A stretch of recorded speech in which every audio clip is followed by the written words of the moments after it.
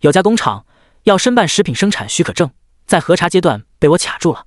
没想到我却被厂家网络曝光，诬陷我刁难民营企业，意图索贿收取红包。为了建这个厂子，我把半辈子的积蓄都搭进去了，手里根本就没钱了。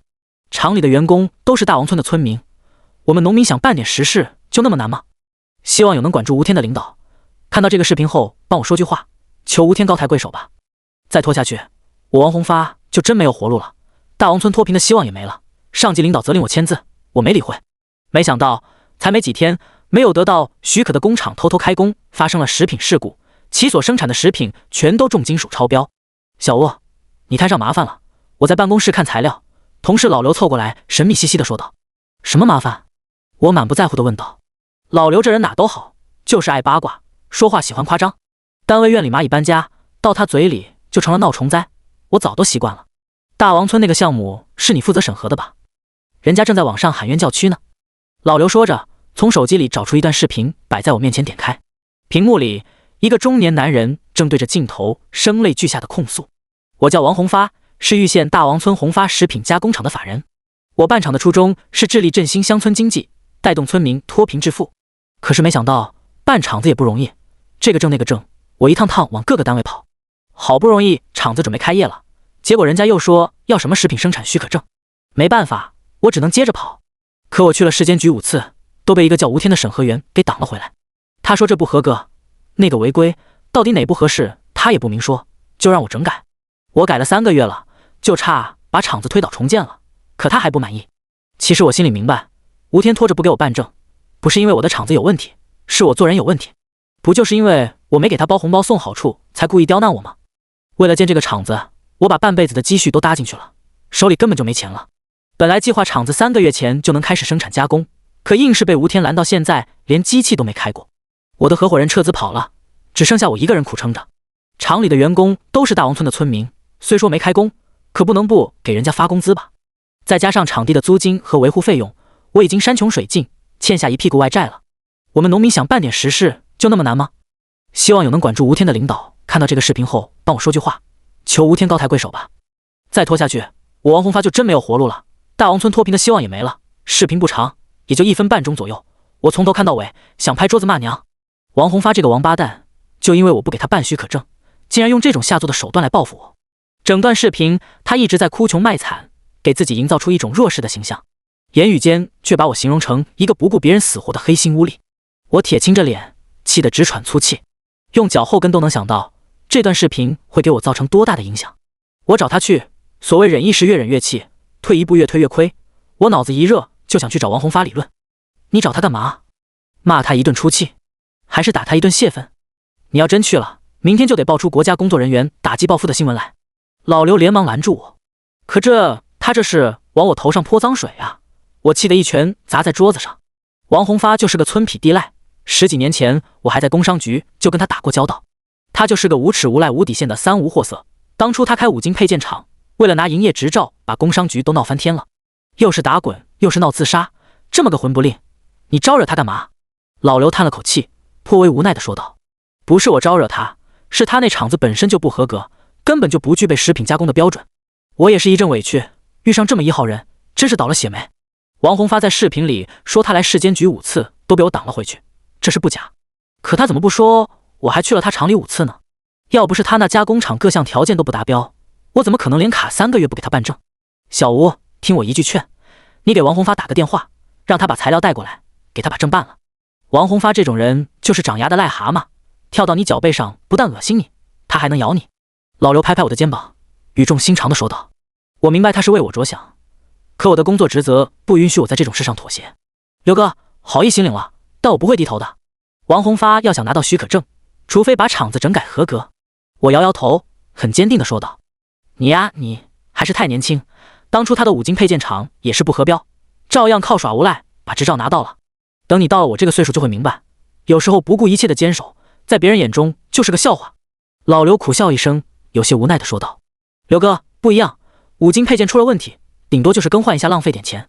可食品安全大于天，达不到标准的工厂生产出来的食品，吃进肚子里有可能会危害生命。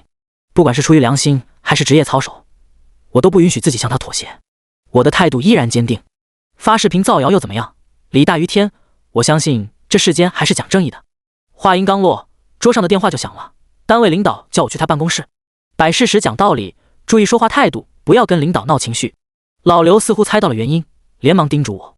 来到领导办公室，领导脸色难看地坐在办公桌后。小吴，你平时工作挺踏实的，怎么会犯这种错误？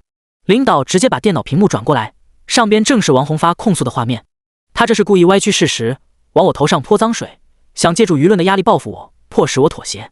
我想也不想就说道：你也明白这是舆论的压力，那你做事的时候就没考虑一下方式方法吗？现在弄成这样，怎么收场？从上班到现在，我接了3个电话，全都是上级打来询问的。资质审核这方面是你在负责，可你也不能拿着鸡毛当令箭吧？这让民众怎么看待咱们？3个月连张许可证都办不下来，外界还不得说咱们都是一群只会吃拿卡要的酒囊饭袋。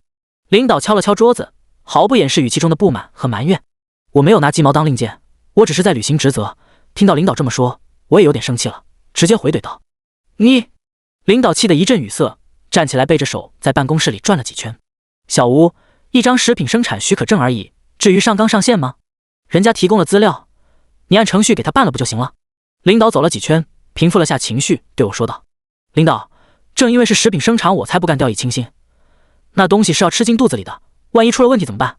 王红发是来了5次没错，材料也齐全，可我去了他厂子实地核查了5次，根本就不具备加工食品的条件。我每次让他整改，他都是口头答应，根本不落实。说句难听的，他那厂房还没有像样点的厕所干净呢。冷静了片刻后，我也恢复了理智，跟领导讲明我的苦衷。那现在怎么办？这事被捅到网上了，不管你有理没理，别人只会把矛头对准你，你得抓紧时间把事情处理了。领导根本不听我的苦衷，就一个要求，把事情解决了。我忍不住翻了个白眼。我也知道要解决问题，问题是怎么解决？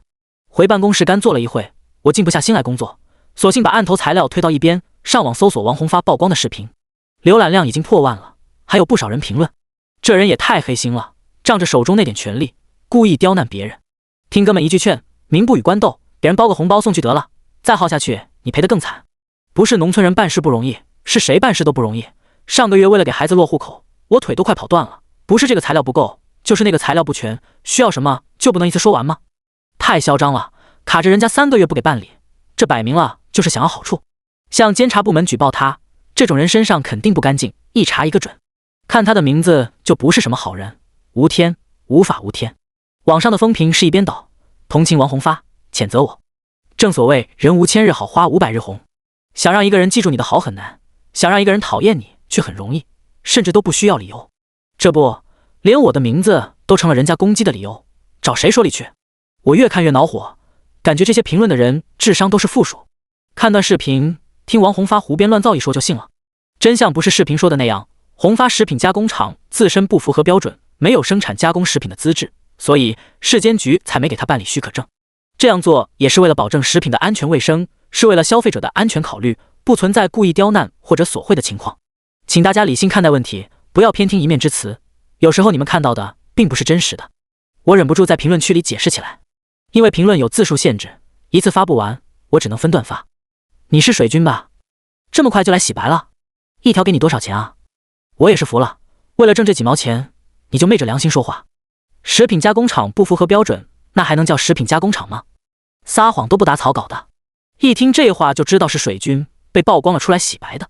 不做亏心事，不怕鬼敲门。起初我还有点怀疑，现在看来那个叫吴天的真不是什么好东西。看看人家这危机处理都处理到评论区了，估计下一步就是发布声明，说什么都是按规章办事。可没等我把后边的字打完，就跟捅了马蜂窝似的，一群人围在下边喷我。我直接无语，默默地把输入到一半的内容删掉。这些人不仅无脑，而且双标。凭什么王红发拍一条捏造事实的视频，他们就信以为真？凭什么我解释就成了水军洗白？我一个人说不过他们，即使再不满，也只能忍着，看着他们口不择言的在网上攻击我。这算是网暴了吧？其实直到这个时候，我都没有太当回事，认为王红发只是在无能狂怒，靠发视频曝光当噱头来博同情赚眼球而已。这件事就像是网络上的热点新闻一样，过不了多久，热度就会减退，到时候自然就没人再关注了。我所要做的就是坚持住，最多承受一下领导的责问而已。可事情的后续发展让我意识到，我多少有点自以为是了。心烦意乱地度过了一天，第二天来到单位，发现同事们看我的眼神都有些怪怪的。正百思不得其解的时候，收到老刘发来的微信，麻烦变大了。我一怔，立即意识到还是视频的事。刚想问问老刘，局办主任跑到门口喊了起来：“全体去会议室开会！”立刻，会议室里人头攒挤，同事们都在低声议论这突然召开的会议是为了什么。王红发的那段曝光视频被转载到好几个网络平台上了，已经上了热搜。听说上班前咱们领导被上面训了一顿，我估计这回可能是冲着你来的，你最好有所准备。老刘坐到我旁边，低声说道。我掏出手机一搜，果然只要输入红发视频场几个关键词，立刻就跳出一堆被各个平台转发的视频。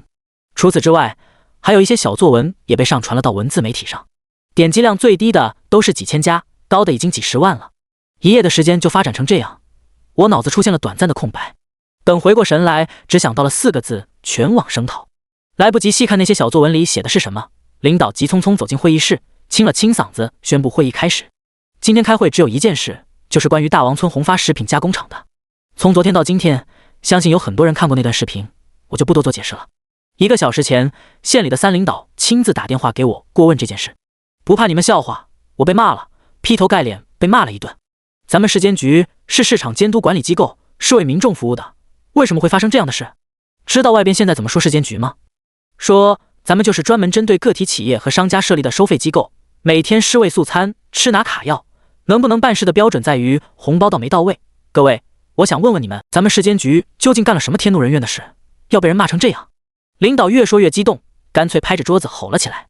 从我进市监局工作到现在，还是第一次见他发这么大的火。在座的同事们噤如寒蝉，谁也不敢吭声，都把目光投向了我。我不禁低下头，事情因我而起，却让整个市监局都背上了骂名。说不惭愧，那是假的。小吴，你低着头干嘛？不好意思了。现在只要提到市监局，不知道我是谁的大有人在，可没人不知道你吴天的大名。我得谢谢你，让咱们市监局100年难得一遇出了次名。领导见没人说话，直接点名了。都怪王红发，明明没理，还要喊冤叫屈拍视频，一口黑锅摔在了我头上。我恨得牙痒痒，在这种场合却也只能忍着。现在大家讨论一下这件事该怎么处理。我的意见是尽快联系王红发，把许可证给他办了，然后再以市监局的名义发布一条公开声明，承认之前由于工作上的疏忽没能及时给王红发办证，对于给他造成的困扰表示歉意。发完了火，领导的心情舒坦了一点，开始讨论如何解决这件事，还率先提出了建议。在单位里，这种情况是很罕见的。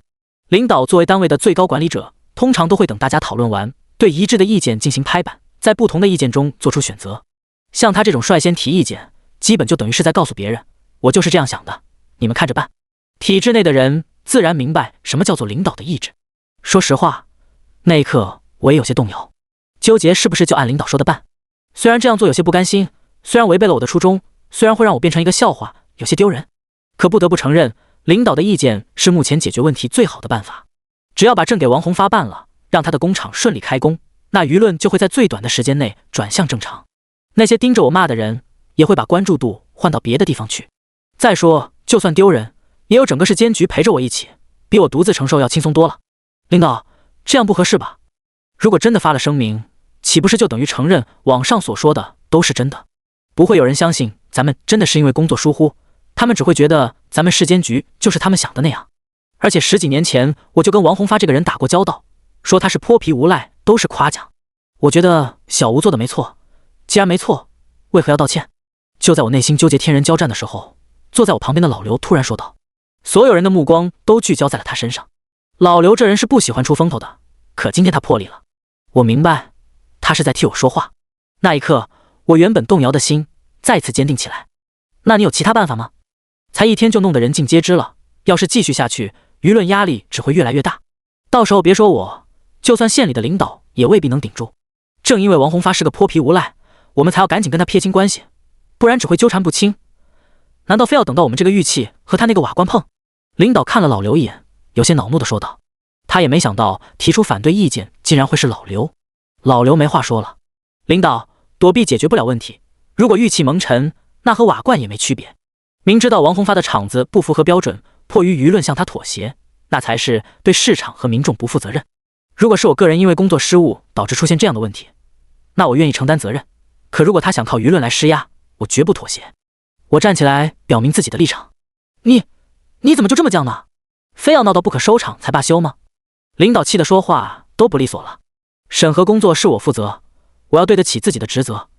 我看着挂在墙上的徽章，一脸严肃。同事们都倒吸了一口气，谁也没想到这个时候我还会坚持自己的意见。跟领导犯冲，那可是体制内的大忌，但凡有点脑子的人都不会这样。你那脑子是钢筋焊的吗？知不知道什么叫做变通？领导重重地把茶杯摔在桌上，眉毛都立起来了。职责所在，除非把我换掉。我把心一横，斩钉截铁地说道。领导虽然是单位的管理者，可单位的工作一个萝卜一个坑，他也不能随便调整我的岗位。何况在这种敏感时期，除非有证据证明我确实做错了，否则资质审核这一块还是得我来负责。这是我唯一的依仗，我在赌领导不敢做出逾越底线的事。好，你的翅膀硬了，烂摊子就你自己去收拾吧。散会。领导怔了半晌，一连说了3个好，拿上杯子气呼呼地走了。会议室里安静的掉根针都能听见，众人都呆呆地看着我，眼神中有嘲讽，有同情，有钦佩。换作是谁也想不通，我会为了这么一件小事和领导硬刚。网上的舆论还在持续不断发酵，选择破釜沉舟的我却冷静了下来。2天后，始作俑者王宏发来了。相比之前的谨慎客气，这次他是趾高气昂，挺着肚子背着手走进办公室，那架势像是来巡视一样。哟，小吴，给我把这个办了吧。王宏发在办公室里转了一圈，来到我办公桌前，把手上的资料袋扔到我面前。听那说话的语气，跟电视里的大内总管似的。以前来都叫我吴主任，现在就变成小吴了，看来他的底气壮了不少。材料留下，我抽时间去你们厂里核查。我把资料袋放到一边，继续忙工作。小吴，你不上网吗？都这时候了，还跟我打官腔？王宏发有些意外的弓下腰来看着我。我上不上网那是私事，跟你无关。另外请注意你的言辞，我只是按流程办事，不存在打官腔一说。我抬起头来看着他，那双3角眼真是越看越让人讨厌。行，那我等着你。四目相对，相顾无言。沉默片刻后，王宏发点点头，大摇大摆地走了。当天下午，我来到宏发食品加工厂进行审核，这是我第6次来了，可还是跟第1次没有任何区别。脏乱差的环境，破旧的厂房，王宏发的生产车间都不如废品回收站的仓库干净。这个车间以前是王宏发做5金配件加工时用的，原来那些设备能卖的都卖了，卖不掉的就乱七八糟堆在角落里，也不知道放了多久，覆满了灰尘。时不时还能看到老鼠成群结队在车间里巡逻。那些新买来的食品加工设备，也不知道是从哪淘来的棘手货，外表斑驳，布满污渍。车间的窗户上找不到一块完整的玻璃，有的钉上了塑料布，有的直接就露着。屋顶上结满了蜘蛛网。最无语的是，车间角落里连野草都长出来了。我在检查的时候，甚至还发现了几处已经干涸的大小便痕迹。因为产品关乎到消费者的身体健康，国家对于食品安全的要求标准是非常高的。但是卫生这一条，这个厂子就不合格。我注意到车间机器有开动过的痕迹，传送带下方堆着几箱已经加工出来的食品。你偷着开工生产了？趁王宏发不注意，我偷偷拿出1袋装进包里，然后质问他。没有，怎么可能？拜你所赐，我连许可证都没有，怎么可能开工？王宏发矢口否认。那这是什么？我指着那几个箱子问道。这是调试机器的时候是生产的，我这么大个厂子，总不会只生产这一点吧？王宏发理直气壮地辩解。你最好说的是真的，如果你在没拿到许可的情况下偷着生产，我马上联系执法部门给你上封条。我警告了他一句，接着检查。除了卫生条件不合格外，还有诸多毛病。占地约1万平米的工厂，只有孤零零1个车间和2间门房。食品加工生产的每个环节都必须要有独立的空间。原材料储放车间、消毒车间、加工车间、成品储存车间、运输装卸车间，这些都是必须要具备的。可王宏发就想靠一个车间完成生产链，本身就不符合要求。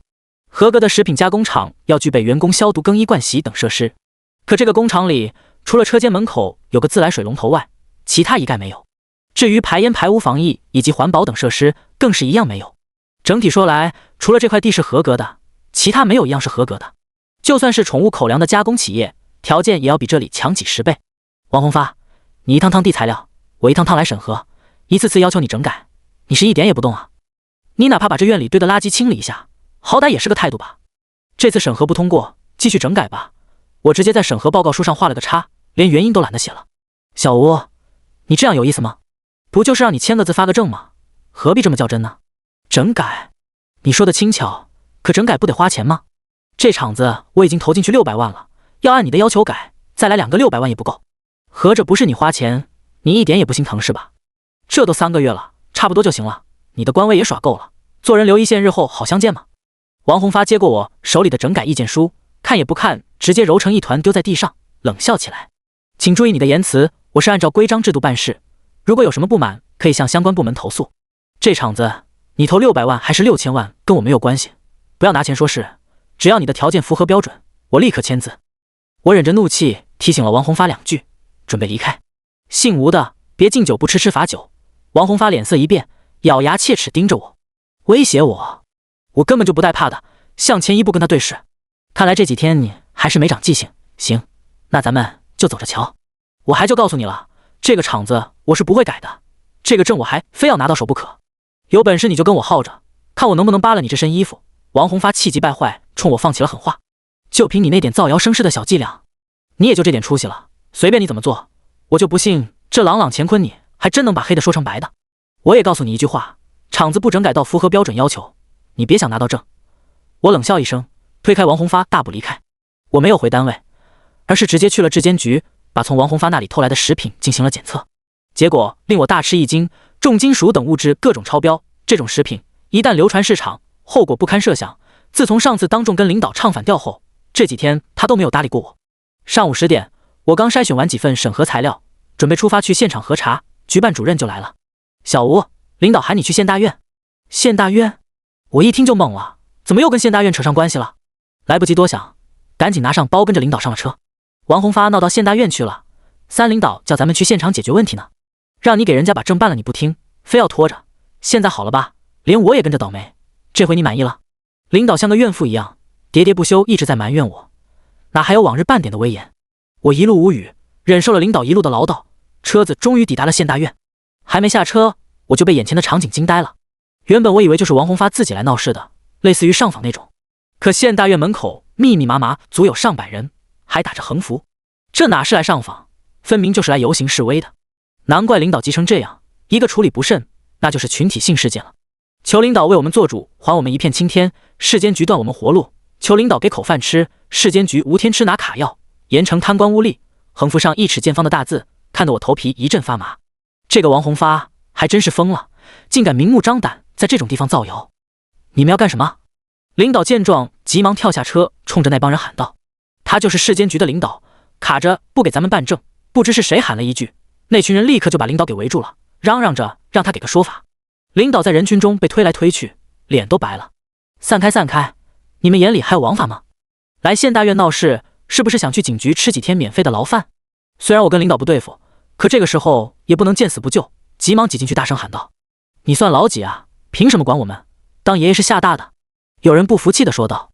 我就是吴天，你们不是说我吃拿卡药吗？拿出证据来，不然我现在就报警，告你们造谣诽谤污蔑。哪个不服，站出来试试。我心里的火一下子就窜出来了，指着横幅上我的名字大声说道。现场一下子安静了。那你也不能卡着不给我们办证啊，我们还等着开工呢。一个男人委屈巴巴地说道。我明白了，原来这些人都是宏发食品厂的员工，难怪这么积极。只是不知道他们是自发组织来的，还是被王宏发唆使的。办不办证不是我说了算的，回去告诉王宏发，他什么时候把厂子整改合格了，我什么时候给他办证。这是你们厂里生产出来的食品检测报告，重金属超标，有害物超标，微生物超标，添加剂超标，厂子不合格，生产出来的食品也不合格，这种情况我怎么给你们办证？我从包里掏出那份检测报告，跟他们解释。领导扭过头，一脸愕然地看着我，其中还夹杂着些许的感激。估计他也没想到我手里怎么会有这种东西。而且根据测试报告，一旦让工厂开工，倒霉的将会是他们这些人。不过我以为这些人都是讲理的，只要拿出证据他们就会接受，可我还是高看他们了。乡亲们别听他胡说八道，厂里都没开工，他拿什么检测？他拿张破纸忽悠咱们呢。让县里的领导出来给咱们一个说法。人群中忽然有人开始拱火了。我们要见县领导，你们市监局没好东西，叫县领导出来，不然这事没完。这些人也跟着喊了起来，朝县大院大门涌去。一时间气氛越来越紧张。你们要造反吗？有问题谈问题，聚众滋事可是犯法的，谁再敢向前一步，马上通知警察抓人。关键时刻，县大院3领导拿着一个大喇叭站在门口喊道。要不说官越大威严越高呢，3领导一句话就把这些人镇住了。虽然嘴上还在乱七八糟喊个不停，可没人再敢往前走了。你们的事我已经知道了，有问题咱们解决问题，闹事蛮干能行吗？冲击政府机关，你们知道是什么罪名吗？三领导又训斥了几句，这群人才彻底安静下来。领导，我是大王村的村长，不是我们想闹事，实在是市监局那个叫吴天的不给我们活路啊！一个老头站在最前边，开始向三领导喊冤了。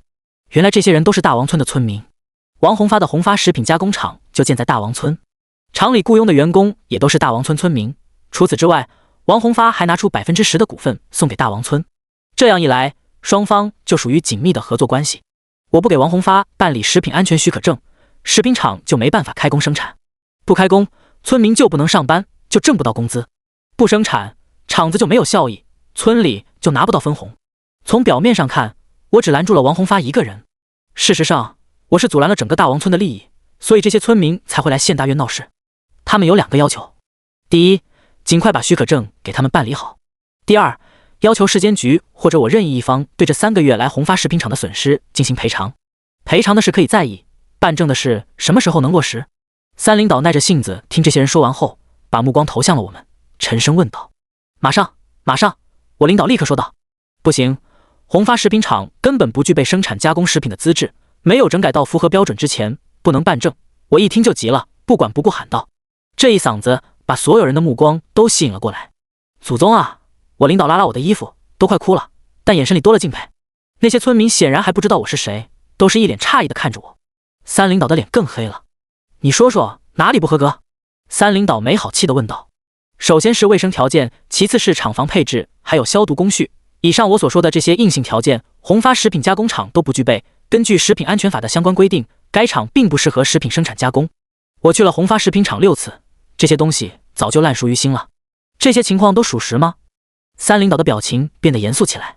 我昨天刚从现场核查回来，这里还有他们市生产出的食品检测报告。我点点头，把那份检测报告交给三领导。乡亲们，今天你们来闹事情有可原，也是为了生活，我不追究你们。但这不是你们可以不讲道理的理由。这份报告明确指出，你们厂里的产品不符合食用标准，这种情况厂子是不能开工的。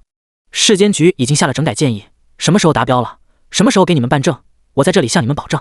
都回去吧，不要再闹事了。就这样，三领导看完报告后，惊讶地看了我一眼，随后他们重新做出了安排。说完后，转身回了大院。门口的保安拎着警棍站成一排，防止这帮人再闹事。你们什么时候给我们办证？三领导回去了，我们又被围住了。那个村长一脸不善地问道。我都无语了，三领导都说得那么清楚了，这是听不懂人话吗？大爷，你们的证什么时候办下来，取决于你们的工厂什么时候能符合标准要求。如果你们想让厂子尽早开工，我建议你们还是去找王宏发，让他把厂子整改好。除此之外，没有别的办法。我耐着性子给他们普及了国家对于食品安全的规定，劝他们回去按规定办事。说这么多没用的干什么？不就是因为宏发没给你送好处吗？反正我们不管，这个证你必须给我们办了。你要不办，我们就继续闹。县里不好使，我们就去市里闹；市里不管用，我们就去省里。村长把烟袋锅子从嘴上拿下来，使劲在桌上磕了磕。大爷，要是闹事能解决问题的话，那还要规矩做什么？我不知道王宏发给你们灌了什么迷魂汤，你们愿意闹就去闹，我不怕。我直接就无奈了。这个村子里的人都是王宏发这样的德行吗？无理搅3分。行，你等着。村长气呼呼地带着人走了。王宏发真的是狗急跳墙了，除了继续在网上发视频造势外，他还带着大王村的村民去市大院闹事了。尽管很快就被驱散，但也引发了不小的热度。在某些别有用心的人推动下，市监局工作人员刁难乡村民营企业，以此索贿，成了网络热搜词。我又一次成了被网暴的对象。不过无所谓了，至少领导们都知道我是在尽职尽责。而且我从同事那里同学，因为此事儿，领导还对我颇为看重，觉得我严格把控住了底线。很快，王宏发开辟了新思路，绕过我直接向市监局申请食品生产许可证。不过忽略了一件事，县市监局和市监局虽然层级不同，但属于同一机构。他向市监局申请食品生产许可证，按照正常程序，这件事会被发给县市监局来办理，也就等于又回到了我手里。又拖了一段时间，王宏发还是没拿到许可证。他急了，又带着村民去市监局闹事。听说阵仗闹得挺大，市监局没办法，只好答应派人下来核查。市监局派来的人在路上给我打电话了解情况，我详细介绍了一下宏发食品厂的情况，然后对方掉头就回市里了。都是干审核工作的，很清楚，不管是谁，只要这个字一签，那将来出了任何问题，找的就是签字的人。而且我的测试报告早已在他们内部流传。王宏发无计可施，只能继续在网络上卖惨博同情。他成了一个被刁难的民营企业家，他想办食品厂，却迟迟拿不到许可证。可是在我们这个系统里，到底是怎么回事，大家已经心知肚明。王宏发的食品厂就是个病毒原体，谁也不敢沾上关系，只是碍于现在外界舆论压力太大，没有人敢站出来发声而已。当然，一些同事还是私底下对我竖起了大拇指，说他们要是遇到这事儿，没准就投了。就这样又过了一段时间，除了网上对我的声讨如日中天外，王宏发倒是没了动静。大概他已经意识到这个许可证是拿不到了，不折腾了。松了一口气的同时，我也不禁有些郁闷。从那段视频曝光到现在，差不多2个月的时间里，我几乎臭名昭著，没准将来有人提起这件事的时候，还得顺带着骂我几句。就在我感到惆怅的时候，突如其来的一件事，让我刚松下去的那口气又提了起来。这天，我像往常一样在单位办公，2男1女进办公室，走到我面前。你好，请问是吴天吗？我是某某报的记者，想采访你一下。还没等我开口，那个女的直接亮出记者证说道：我是吴天，请问你想问什么？我一怔，心里隐约有种不祥的预感，但还是点点头站起来，然后冲老刘使了个眼色。老刘心领神会，连忙离开办公室。请问你对宏发食品厂还有印象吗？女记者是个急性子，打开录音笔就开始提问。当然，宏发食品厂的审核一直是由我负责的。我坦然承认，在心里大骂王宏发800遍，还以为这家伙消停了，没想到又在作妖，怎么还把记者找来了？据我了解，宏发食品厂申请办理食品生产许可证至今已经有5个月了，请问这件事得到解决了吗？女记者一脸认真地看着我。没有，宏发食品厂不具备生产加工食品的资质，目前仍在整改当中。我摇摇头，低头在办公桌上寻找宏发食品厂的材料。到底是不具备生产加工资质，还是人为故意刁难？对此你有什么想说的吗？女记者的嘴就像开了光的加特林，一个问题接一个问题，根本不给我反应的时间。记者同志，你这话是什么意思？我抬起头来，有些恼怒地看着他。王宏发造谣污蔑也就罢了，他是受利益驱使。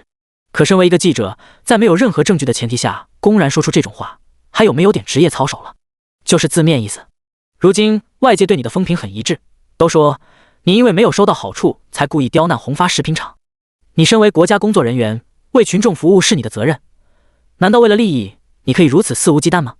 你知不知道，就因为你一个人，整个大王村的村民都陷入了苦难当中？女记者耸耸肩，直勾勾地盯着我，一副大义凛然的架势。你刚当记者时间不长吧？我沉默了一会，向他提问。我虽然没有接受过采访，但最起码得规则还是懂的。除了法律判定我有罪外，哪有一上来就这样问的？我可以理解为你是在跟我谈行业规则吗？还是说你是在刻意回避问题？女记者冷笑一声，又问道：不，没有回避，我只是有点好奇，现在的媒体记者入职门槛这么低吗？我都笑了，这真的是记者吗？就这理解能力，全靠自行脑补。你什么意思？嘲笑我？女记者变了脸色。和你一样，字面意思。记者同志，你是基于什么条件做出我在故意刁难宏发食品厂的判断？证据呢？我反问道。外界都是这么说的，我有理由怀疑。女记者硬着头皮狡辩。外界？你指的是哪个外界？网络上那些无脑跟风的评论？还是有人在你面前亲口说过？如果有，请你让他站出来，我要追究他造谣诽谤。我有没有违规违纪违法？有监察部门和法院裁定，不是别人说什么就是什么，不是你怀疑什么就是什么。你这个记者怎么当的？有没有职业操守？懂不懂什么叫新闻真实？你是报社那个部门的？我要找你们领导投诉你。我敲了敲桌子，加重语气说道：你恐吓我，信不信我曝光你？女记者有点破防了，瞪着眼睛叫道：曝光？呵呵，随便你，我已经被曝光2个月了，也不差你一个。这是宏发食品厂的产品检测报告，你看一看就能明白我为什么不给他们办证。我不屑地笑了笑，拿出那份检测报告摆在桌面上。以前不合格，不代表现在不合格。女记者还在嘴硬。你怎么知道现在就合格了？你去实地看过吗？你深入调查过吗？什么都不知道就来这里抖威风，你合格吗？我拍着桌子说道，真是快要被这女记者气死了。你太猖狂了，这就是你接受采访的态度？女记者歇斯底里大叫起来。估计我是她职业生涯中第一个对她如此不客气的人，让她那颗高傲又脆弱的心碎了。记者同志，这是怎么了？收到老刘通知的领导急匆匆赶了过来，陪着笑脸问道：“这就是你们单位员工的素质？威胁恐吓我，我有理由怀疑外界的传言都是真的。宏发食品厂迟迟拿不到食品生产许可证，一定是人为因素导致的。我有必要向外界披露你们这种官僚主义作风？等着瞧吧，我一定要曝光你们！我代表媒体，我要为公众发声。”女记者见领导态度比较好，立刻就开始拿捏上了。啊，吴天，你又干嘛了？领导被喷得一头雾水，两眼迷茫地看向我。我还想曝光你们报社不顾事实，全凭主观臆断栽赃陷害别人呢。我不客气地回怼了一句。啊，气死我了！女记者气得直跺脚，不顾形象尖叫起来。就这心理素质，我对她的鄙视再加3分。陶业那间上间，柳叶就。正在这时，一阵铃声响起，老刘连忙掏出手机。为什么？真的？怎么回事？哦，我知道了，谢谢你啊。老刘用了一连串感叹词接完电话，表情复杂的看着我。小吴，宏发食品厂出事了。老刘咽了口唾沫，又瞟了一眼女记者，小心翼翼的说道：“宏发食品厂，是不是工人闹事了？我就知道，一定是你们卡着不给办证导致的。”女记者先是一愣，随后就得意起来了。记者同志，你误会了，我刚收到消息，宏发食品厂发生了群体性中毒事件。食品厂法人王宏发在未取得食品安全许可证的情况下私自开工生产加工，厂内员工食用过后出现了群体性中毒事件，已经确诊为食物中毒，具体原因还在调查中。除此之外，还有大王村的部分村民也中毒了，现在县医院正在全力救治当中。老刘赶紧解释道：“真出事了？”最先反应过来的是领导，踉跄着后退了几步，扶住桌子才站稳。“你不是代表媒体吗？你不是要为公众发声吗？跟我走。”我看向那个已经蒙圈的女记者，突然有了主意。小吴，这种事应该是医疗和警方负责的，跟咱们没关系。领导小声提醒我。但宏发食品厂跟咱们有关系。我冲领导挤了挤眼睛。对，有关系，有关系。老刘，快去准备车。领导后知后觉，赶紧附和。咱们是去医院采访吗？上车以后，女记者弱弱地问道，她已经被中毒的事弄糊涂了。去医院之前，我想先带你看一个地方，省得你只会用主观进行报道。我白了他一眼，告诉司机去大王村。现在请你好好看一看，看看我为什么不给宏发食品厂办理许可证。这样的卫生条件，这样的厂房设施，这样的加工设备，在这种环境下生产出来的东西，你敢吃吗？现在你还觉得我是在故意刁难吗？我带着记者走进宏发食品加工厂，指着那些破破烂烂问道。女记者都傻了，倒是和她一起的那2个男的拿着 DV 和相机不停在拍摄。我在市监局负责审核工作，5个月前王宏发第一次来找我申请办理食品安全许可证，到今天我已经是第7次来这里了。我告诉王宏发，厂里的条件不符合国家要求的标准，让他整改，光是整改要求就给他提供了6份，可他从来不听。发视频曝光，带村民上访，妄图通过舆论压力来迫使我妥协。他很厉害，我成了人人口诛笔伐的恶人，就连你们媒体也在没有任何证据的情况下给我定性。你身为一名记者，本身就能引导公信力，你觉得你之前说的话对吗？食品安全大于天，我受点委屈没什么，起码是在保护了消费者。可没想到王宏发竟然胆大包天到这个程度，他为了钱真的不拿人命当回事啊！我叹了口气，我甚至不惜用自己的前途去阻止他，最终还是没能拦住他。对不起，我向您道歉，您是对的，是我太主观了。女记者向我深鞠了一躬，羞愧地说道，目光之中也夹杂着一点点的感激，毕竟这赌上的其实也是他的职业生涯。很快，群体性中毒事件惊动了高层，省里专门派调查组进驻大王村，国内众多媒体也蜂拥而至。经调查，王宏发得知无法获得许可证后，便指挥厂内员工私自开工生产，加工出来的第一批产品因为包装设备出了问题，无法出售，就分给了厂里的员工当福利。有些员工自己吃了，有些员工带回家和家人吃了，这才导致了群体性中毒事件。据统计，共有163人中毒，虽然因为抢救及时没有死人，但还是有6人留下了严重的后遗症，需要终身服药来维持。调查组在愤怒之余，也不禁有些后怕。如果不是设备出了问题，那么这批产品势必会进入市场，到时候会发生什么，谁也不敢想。可以说，我以一己之力阻止了一场灾难。当然了，食品厂被关停，王宏发被逮捕，等待他的将是法律的严惩。他用前途和名声筑起了食品安全的防线，被误会的英雄。随着一篇报道的出炉，吴天这个名字再次出现在公众视野中。这一次我没有了骂名，取而代之的是颂歌。我宁可被误会、被诋毁、被谩骂，我顶着压力，始终坚守本职，向不合规的人说不。如果不是我的坚守，宏发食品厂的有毒食品还不知道要侵害多少人。如果不是我的固执，王宏发就可以光明正大为了利益草菅人命了。如果不是我，倒霉的可不光是吃了有毒食品的人。食品安全大于天。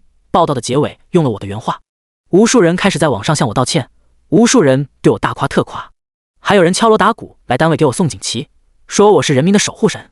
小吴，幸亏有你，不然我这辈子可就真毁了。谢谢你，市里的领导还有县里的领导都托我向你转达谢意。最近会召开省级优秀工作人员的表彰会，你的名字已经定下了。